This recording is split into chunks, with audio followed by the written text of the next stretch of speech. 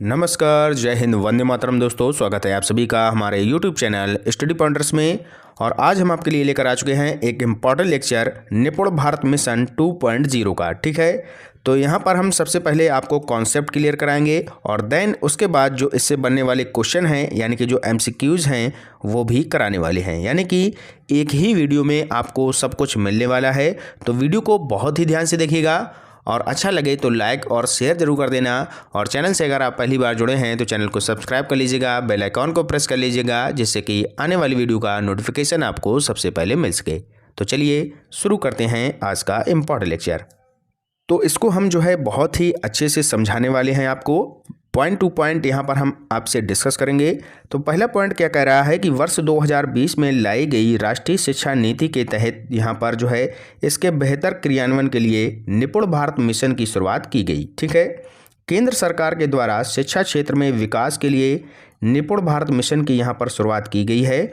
और जो निपुण भारत मिशन की शुरुआत है ये बच्चों हुई है 5 जुलाई 2021 को। तो ये क्वेश्चन आपसे बनता है कि निपुण भारत की शुरुआत कब की गई, तो आपका आंसर होगा 5 जुलाई 2021। क्लियर, चलते हैं आगे, देखते हैं नेक्स्ट पॉइंट। आगे यहाँ पर दिया है कि निपुण का फुल फॉर्म क्या होता है। तो जो पिछले अभी जो एग्ज़ाम हुए थे आपके सीटेट में, वहाँ पर काफ़ी आपका जो है निपुण से क्वेश्चन बने थे। निपुण का फुल फॉर्म क्या होता है, निपुण योजना से काफ़ी क्वेश्चन देखने को मिले थे। तो निपुण का फुल फॉर्म होता है national initiative for proficiency in reading with understanding and numeracy, ये इसका फुल फॉर्म होता है।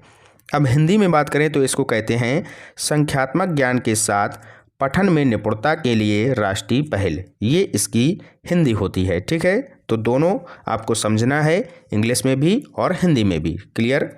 नेक्स्ट पॉइंट है कि निपुण भारत योजना की जो शुरुआत है भारत के पूर्व शिक्षा मंत्री रमेश पोखरियाल निशंक के द्वारा यहाँ पर की गई थी। ठीक है, तो आपसे क्वेश्चन बनता है कि जो इसकी शुरुआत है निपुण भारत मिशन की किसके द्वारा की गई थी, तो ये की गई थी रमेश पोखरियाल निशंक के द्वारा। और वर्तमान में हमारे जो शिक्षा मंत्री हैं वो कौन हैं, जो केंद्रीय शिक्षा मंत्री हैं वो हैं धर्मेंद्र प्रधान, ये भी आप लोग याद रखिएगा।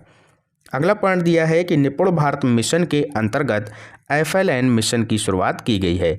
तो जो FLN मिशन है इसका भी हमने वीडियो आपको प्रोवाइड करा दिया है।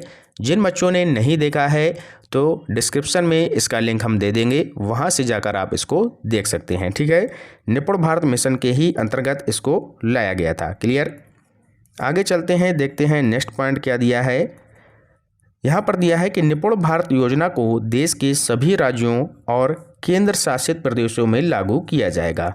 तो ये भी बात अच्छी है, याद रखिएगा आप लोग, कोई पर्टिकुलर राज्य नहीं है जिसके लिए ये योजना आई है, ये जो है सभी राज्यों और केंद्र शासित जो प्रदेश हैं वहाँ पर लागू किया जाएगा। क्लियर। अगला पॉइंट है कि निपुण भारत योजना के अंतर्गत सभी बच्चे जो ग्रेड 3 में पढ़ रहे हैं उन्हें कक्षा के अंत तक बुनियादी साक्षरता और संख्यात्मकता में निपुण बनाना है। ठीक है। अगला पॉइंट है कि जिससे उन्हें वर्ष 2026-27 तक, ठीक है, पढ़ने लिखने व अंकगणित करने की जो क्षमता है इनको मिल सके। यानी कि इसका उद्देश्य है कि 2026 से लेकर 2027 तक पढ़ने लिखने व अंकगणित में जो है जो बच्चे हैं ये निपुण हो सकें। ठीक है, समझ में आ गया। अगला पॉइंट दिया है कि निपुण भारत योजना की मुख्य विशेषता है। तो 3 से 9 वर्ष के बच्चों की शिक्षा पर ध्यान दिया जाएगा और उन्हें बेहतर बुनियादी शिक्षा प्रदान की जाएगी। ठीक है, अब बात कर लेते हैं इसका उद्देश्य क्या है। तो कक्षा 3 से कक्षा 6 के छात्रों में आधारभूत साक्षरता और संख्यात्मकता का ज्ञान देना है, जिससे उनकी शिक्षा की जो नींव है वो मजबूत हो सके। क्लियर। आगे चलते हैं, बात करते हैं नेक्स्ट पॉइंट की। तो निपुण भारत योजना के तहत मूलभूत शिक्षा पर ध्यान दिया जाएगा, विद्यार्थियों को बेहतर बेसिक प्राथमिक शिक्षा प्रदान करके तैयार किया जाएगा। आगे दिया है कि निपुण भारत योजना के सफलतापूर्वक कार्यान्वयन के लिए जो है राज्य और केंद्र शासित प्रदेशों को देश भर में समग्र शिक्षा योजना के तहत 2688.18 करोड़ रुपए प्रदान करने की मंजूरी दी गई है। तो जो ये आपका डाटा है यानी कि 2688.18 इतने करोड़ रुपए की व्यवस्था यहाँ पर की गई है। तो ये डाटा आपको याद रखना है, यहाँ से क्वेश्चन बन सकता है। क्लियर। आगे चलते हैं, अब बात कर लेते हैं निपुण भारत योजना का कार्यान्वयन। ठीक है, तो निपुण भारत जो कार्यक्रम है इसको जो है स्कूल शिक्षा एवं साक्षरता विभाग के द्वारा 5 चरणों में लागू किया जाएगा। कौन कौन से 5 चरण हैं याद कर लीजिएगा। पहला है राष्ट्रीय स्तर, राज्य स्तर, जिला स्तर, ब्लॉक स्तर और स्कूल स्तर। इसको आपको क्रम वाइज याद करना है। ठीक है, सबसे पहले आएगा राष्ट्रीय, फिर राज्य, फिर जिला, फिर ब्लॉक और फिर स्कूल। ठीक है, ये आपके 5 स्तर हैं, 5 चरण हैं। समझ में आ गया। आगे चलते हैं, अब बात कर लेते हैं पहले स्तर की, यानी कि जो नेशनल लेवल मिशन है राष्ट्रीय स्तर। ये राष्ट्रीय स्तर पर आयोजित किया जाएगा। इसका संचालन स्कूल शिक्षा और साक्षरता विभाग के द्वारा किया जाएगा। इसके अंतर्गत बच्चों को learning gaps assessment, learning strategy, documents बनाने, लर्निंग मैट्रिक्स तैयार करने जैसे कार्य किए जाते हैं। ठीक है, कौन कौन से कार्य हैं आपको यहाँ पर हमने बता दिए हैं। लर्निंग स्ट्रेटजी हो गया, डॉक्यूमेंट्स बनाना हो गया, लर्निंग मैट्रिक्स हो गया, इस प्रकार के कार्य इसमें किए जाएंगे। क्लियर। नेक्स्ट अगला स्तर है आपका स्टेट लेवल, यानी कि राज्य स्तर।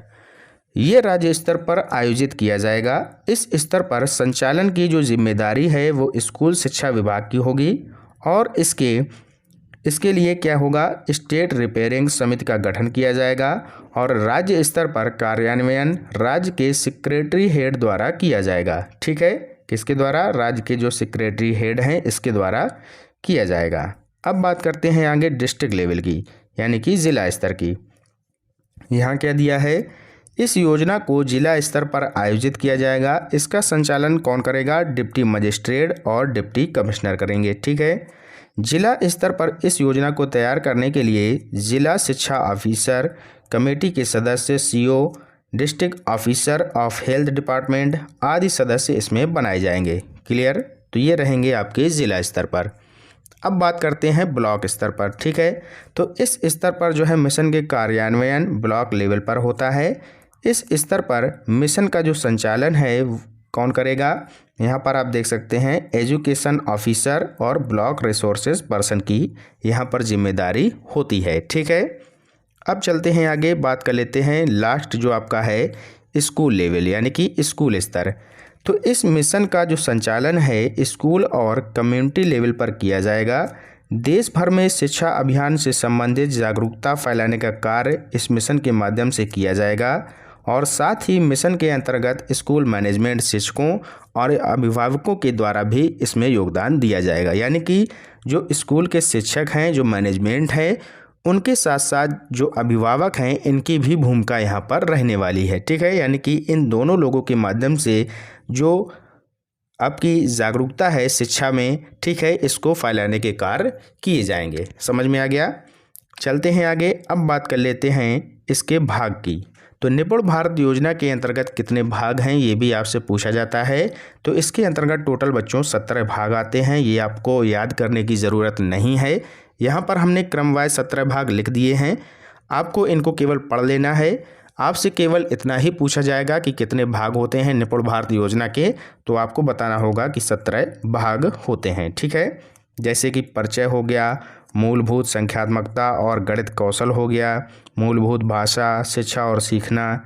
इसी तरीके से टोटल ये 17 भाग हमने आपके सामने लिख दिए हैं। योग्यता, लर्निंग असेसमेंट। ठीक है, तो इनको आपको याद करने की ज़रूरत नहीं है, एक बार इनको मोटा मोटा आप लोगों को पढ़ लेना है। ठीक है, तो ये आपके 17 भाग हो गए। अब यहाँ पर हम आ जाते हैं MCQs पर कि क्वेश्चन आपसे कैसे बनते हैं। ठीक है, तो पहला क्वेश्चन आपसे यहाँ पर पूछा गया है कि निपुण भारत योजना को कब लागू किया गया। तो अभी हमने आपको बताया था कि 5 जुलाई 2021 को इसको लागू किया गया था। तो ऑप्शन नंबर ए हमारा सही उत्तर हो जाएगा। क्लियर, समझ में आ गया। अगला क्वेश्चन देखते हैं। तो यहाँ पर पूछा गया है कि निपुण भारत योजना को किसके द्वारा, यानी कि किसने लागू किया था। तो ये किया था बच्चों रमेश पोखरियाल निशंक, जो कि उस समय के वर्तमान में शिक्षा मंत्री थे।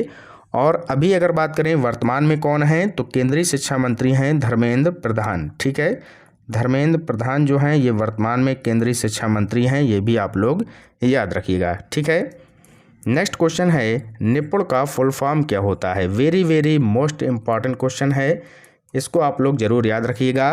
तो इसका फुल फॉर्म होता है national initiative for proficiency in reading with understanding and numeracy. बहुत ही ज़्यादा पूछे जाने वाला क्वेश्चन है ये, इसको आप लोग ज़रूर याद रखिएगा। क्लियर।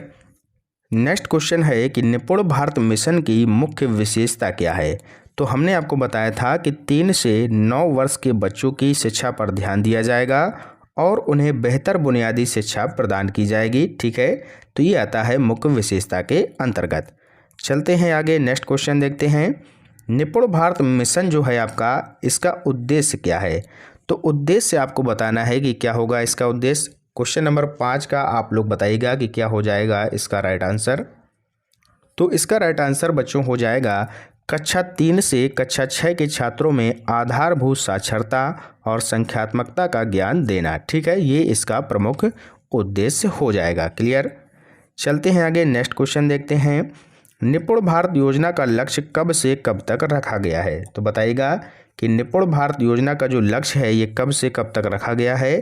तो ये हमने आपको बताया था कि ये रखा गया है 2026 से 2027 तक। तो ऑप्शन नंबर सी हमारा सही उत्तर हो जाएगा। क्लियर। नेक्स्ट क्वेश्चन देखते हैं। निपुण भारत कार्यक्रम का संचालन किस विभाग के द्वारा किया जाएगा। तो विभाग कौन सा रहेगा ये आपको बताना है। तो इसमें हो जाएगा स्कूल शिक्षा और साक्षरता विभाग के द्वारा ये जो है इसका संचालन किया जाएगा। क्लियर हो गया। आगे देखते हैं अगला प्रश्न। निपुण भारत कार्यक्रम किस क्षेत्र के लिए यहाँ पर लागू किया गया। तो सभी को पता होगा, बहुत ही सिंपल क्वेश्चन है, शिक्षा क्षेत्र के लिए। ठीक है, ऑप्शन नंबर बी आपका सही उत्तर हो जाएगा। नेक्स्ट क्वेश्चन आपके सामने है। निपुण भारत योजना का कार्यान्वयन जो है ये कितने स्तर पर किया जाएगा। तो आपको कितने स्तर हमने बताए थे। तो हमने आपको यहाँ पर बताए थे 5 स्तर। ठीक है, कौन कौन से बताए थे, चलिए आगे देखते हैं। नेक्स्ट क्वेश्चन में निम्नलिखित में निपुण भारत योजना कार्यान्वयन जो है इनके स्तर जो हैं उनका सही क्रम क्या है। तो हमने आपको बताया था कि इनको क्रम वाइज आपको याद करना है। तो पहले आता है राष्ट्रीय स्तर, फिर राज्य स्तर, जिला स्तर, ब्लॉक स्तर और स्कूल स्तर। तो ऑप्शन नंबर ए हमारा सही क्रम यहाँ पर दिया गया है। क्लियर हो गया। आगे चलते हैं, नेक्स्ट क्वेश्चन देखते हैं कि निपुण भारत योजना का क्या लाभ होगा। तो बताना है कि इसका लाभ क्या होगा। तो शिक्षा की गुणवत्ता में सुधार आएगा, यही इसका प्रमुख लाभ है। तो ऑप्शन नंबर डी इसका सही उत्तर हो जाएगा। समझ में आ गया। आगे देखते हैं अगला क्वेश्चन। निपुण भारत योजना को लागू करने में किसकी महत्वपूर्ण भूमिका होगी। तो बताइएगा कि महत्वपूर्ण भूमिका किसकी होगी। तो यहाँ पर जो महत्वपूर्ण भूमिका होगी वो होगी शिक्षकों की। ठीक है, शिक्षकों की यहाँ पर जो है महत्वपूर्ण भूमिका होने वाली है। तो ऑप्शन नंबर डी हमारा सही उत्तर हो जाएगा। क्लियर। तो अभी तक जिन्होंने वीडियो लाइक नहीं किया है, अगर वीडियो आपको अच्छा लग रहा है तो प्लीज़ सभी लोग लाइक कर दीजिएगा, क्योंकि आपके एक लाइक से हमें मोटिवेशन मिलता है कि और भी अच्छा कंटेंट हम आपको प्रोवाइड करा सकें। ठीक है, अगला क्वेश्चन देखते हैं बच्चों। निपुण भारत योजना के अंतर्गत बच्चों का जो आकलन है वो किस प्रकार किया जाएगा। तो बच्चों का जो आकलन है वो किस प्रकार किया जाएगा। विभिन्न प्रकार की तकनीकों का उपयोग करके इनका जो है आकलन किया जाएगा। तो ऑप्शन नंबर डी इसका सही उत्तर हो जाएगा। क्लियर। नेक्स्ट क्वेश्चन है। निपुण भारत योजना की निगरानी किस एजेंसी के द्वारा रखी जाएगी। ग्राम पंचायत विभाग, जिला परिषद, तहसीलदार विभाग या फिर नोडल एजेंसी। तो ये रखी जाएगी नोडल एजेंसी के द्वारा। ऑप्शन नंबर डी इसका सही उत्तर हो जाएगा। क्लियर हो गया। आगे देखते हैं नेक्स्ट क्वेश्चन। निपुण भारत योजना के अंतर्गत स्कूल मॉडल कितने महीने का रखा गया है। तो बताइएगा कि कितने महीने का ये जो है रखा गया है। क्वेश्चन नंबर 15 का सभी लोग आंसर बताइएगा कि क्या हो जाएगा। तो ये रखा गया है बच्चों 3 महीने का। ऑप्शन नंबर ए हमारा सही उत्तर हो जाएगा। आगे चलते हैं, देखते हैं अगला प्रश्न। निपुण भारत योजना के अंतर्गत स्कूल मॉडल के द्वारा किन्हें मदद मिलेगी। तो बताइएगा किन्हें मदद मिलेगी। तो ये मिलेगी बच्चों को प्री स्कूल शिक्षा में मदद, यानी कि बेसिक शिक्षा विभाग में इनको जो है मदद मिलने वाली है प्राइमरी लेवल पर। ठीक है, आगे देखते हैं नेक्स्ट क्वेश्चन। निपुण भारत योजना को कितने भागों में बांटा गया है यानी कि विभाजित किया गया है। तो अभी हमने बताया था कि 17 भागों में इनको जो है विभाजित किया गया है। क्लियर हो गया, सभी को आ गया होगा क्वेश्चन। अगला क्वेश्चन देखते हैं। निपुण भारत योजना का लक्ष्य क्या है। तो बताइएगा कि लक्ष्य क्या है। इसका लक्ष्य है कि ग्रेड 3 के अंत तक बुनियादी साक्षरता और संख्या गणना का लक्ष्य इसको बताया गया है। ठीक है। नेक्स्ट क्वेश्चन है, निपुण भारत योजना को क्यों शुरू किया गया। तो बताइएगा कि इनको जो है क्यों शुरू किया गया था निपुण भारत योजना को। तो ये है 4 से 8 वर्ष के जो 25% बच्चों में संख्यात्मक व संख्यात्मक जो है कौशल की कमी को पूरा करने के लिए इसको शुरू किया गया था। तो ऑप्शन नंबर बी इसका सही उत्तर हो जाएगा। ठीक है। आगे चलते हैं, देखते हैं नेक्स्ट क्वेश्चन। निपुण भारत योजना को दिशा निर्देश करने के लिए किनकी भूमिका यहाँ पर महत्वपूर्ण होने वाली है। तो यहाँ पर महत्वपूर्ण जो भूमिका पूछी गई है वो हो जाएगी भागीदार और विशेषज्ञों के साथ परामर्श। ठीक है। तो ऑप्शन नंबर डी इसका सही उत्तर हो जाएगा। जहाँ पर केवल आपको दिख जाए तो ये तो आंसर बिल्कुल नहीं होगा, तो केवल वाले तीनों गलत हो जाएंगे। तो ऑप्शन नंबर डी आपका सही उत्तर हो जाएगा। आगे देखते हैं नेक्स्ट क्वेश्चन। निपुण भारत योजना के सफलतापूर्वक कार्यान्वयन हेतु राज्य और केंद्र शासित प्रदेशों को देश भर में समग्र शिक्षा योजना के तहत कितने करोड़ रुपए प्रदान करने की मंजूरी दी गई है। तो ये दी गई है 2688.18 करोड़ रुपए। ठीक है। तो हमने आपको बताया था कि ये डेटा आप लोग याद रखिएगा। तो ऑप्शन नंबर ए हमारा सही उत्तर हो जाएगा। नेक्स्ट क्वेश्चन है, निपुण भारत योजना के अंतर्गत किस मिशन को यहाँ पर शुरू किया गया है। तो ये किया गया है FLN मिशन। तो ऑप्शन नंबर ए इसका सही उत्तर हो जाएगा। और जिन्होंने अभी तक FLN मिशन का जो वीडियो है वो नहीं देखा है तो प्लीज़ आप लोग देख लीजिएगा, डिस्क्रिप्शन में इसका लिंक आपको दे दिया जाएगा। ठीक है। तो ये थे टॉप 22 क्वेश्चन जो कि निपुण भारत योजना से हमने लिए हैं। तो वीडियो आपको कैसा लगा ज़रूर हमें कमेंट बॉक्स में बताइएगा, और आपने इन 22 क्वेश्चंस में से कितने क्वेश्चन सही किए हैं ये भी आप लोग ज़रूर बताइएगा। ठीक है। तो मिलते हैं इसी टाइप के नेक्स्ट वीडियो में, तब तक के लिए पढ़ते रहिए और आगे बढ़ते रहिए। जय हिंद, जय भारत।